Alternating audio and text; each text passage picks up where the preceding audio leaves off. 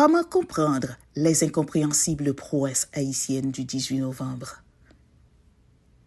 La portée historique du 18 novembre 1803, qui a donné naissance au 1er janvier 1804, date qui a complètement bouleversé l'ordre mondial, est sans doute la cause majeure de l'exclusion du mot vertière des dictionnaires français pendant plus de 2 siècles. Il aura fallu la présence de notre premier académicien haïtiano-canadien, Dany Laferrière, pour corriger ce silence honteux et cette injustice historique.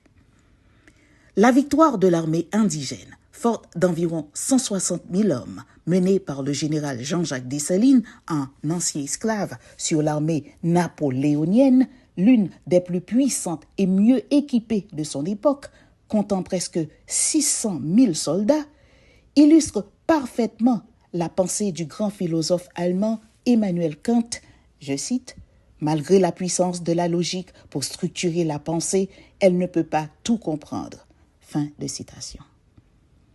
Comment une bande de va-nu-pieds a-t-elle pu vaincre la plus puissante armée du monde? Rien ne résiste à la détermination, surtout lorsqu'elle est collective. Emmenés par un général visionnaire, les valeureux soldats de l'armée insurrectionnelle ont risqué leur vie dans cette bataille décisive du vendredi 18 novembre 1803 à Vertières pour mettre fin à l'esclavage et créer la première nation noire libre du monde. 18 novembre 1979, ou 175 ans plus tard, au Suriname, en un dimanche matin ensoleillé, Haïti a livré une petite bataille de Vertières, entre guillemets, à l'occasion de la finale de la Coupe caribéenne des Nations entre la sélection surinamaise, pays organisateur, et celle d'Haïti. Dès son arrivée au stade, toute la délégation haïtienne avait compris que 1979 serait pareil à la bataille de 1803. Jets de bouteilles et de pierres, entrées précipitées au vestiaire dont la porte donne sur une allée intérieure du stade. La montée des joueurs haïtiens sur le terrain pour échauffement est accueillie avec la même hostilité qu'ils ont subie à leur arrivée. Vocifération et jets de bouteilles. Heureusement qu'un grillage ferme protégeait les joueurs. Le comble du malheur est survenu quand l'entraîneur René Vertus, véritable Dessalines du jour, a été arrêté par la police locale quand il s'est rendu dans les tribunes pour protester auprès des officiels surinamiens. De la Tour, entraîneur adjoint, a dû jouer le rôle de Christophe, tandis que Himmler Rébu, préparateur physique et militaire, incarnait un caporal à mort moderne. Au cri de grenadier à l'assaut, l'équipe haïtienne remporta le match sur le score d'1-0, inscrit par Carmen Vélima.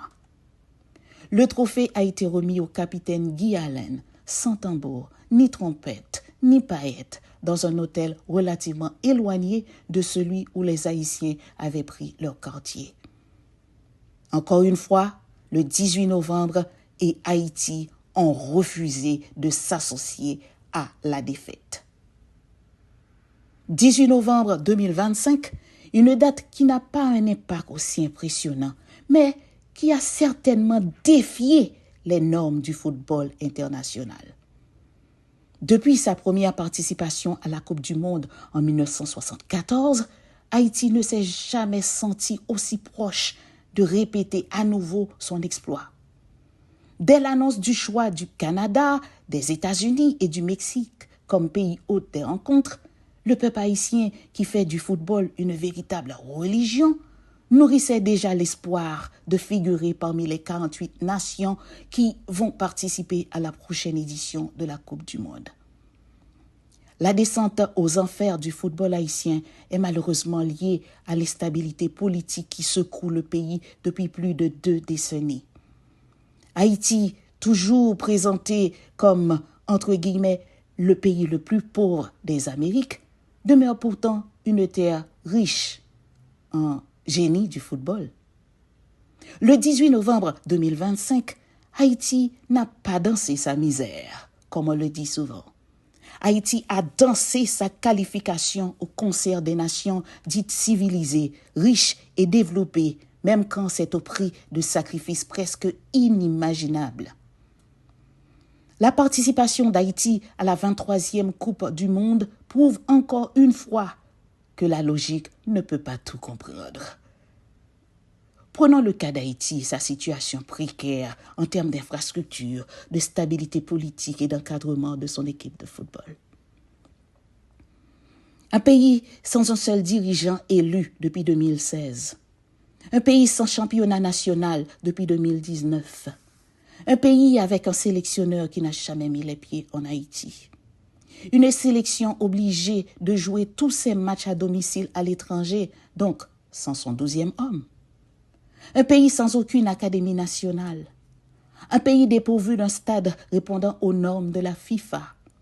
Bref, un pays où presque tout est à reconstruire si l'on veut rattraper le train du football moderne qui ressemble davantage aujourd'hui à une industrie au lieu d'un sport. Tous ces facteurs négatifs réunis n'ont pas empêché Haïti de briller. L'histoire de son passé et de son présent sur la scène du football en sont la preuve. Les filles et les fils de ce pays le portent dans leur cœur, malgré la distance, les passeports étrangers ou leur naissance hors du territoire national.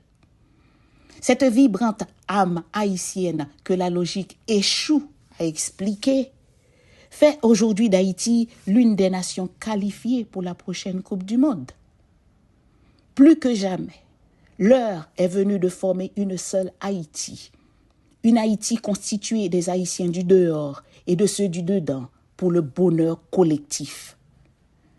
Footballeurs haïtiens de partout, continuez de rejoindre la sélection nationale dans le but de renforcer et de pérenniser cette coalition qui a conduit Haïti sur la route de la Coupe du Monde de football cette fois encore. Que cette coalition continue de grandir pour construire une Haïti à la hauteur des sacrifices de nos ancêtres. Source, Justin Lérisson, Patrice Dumont.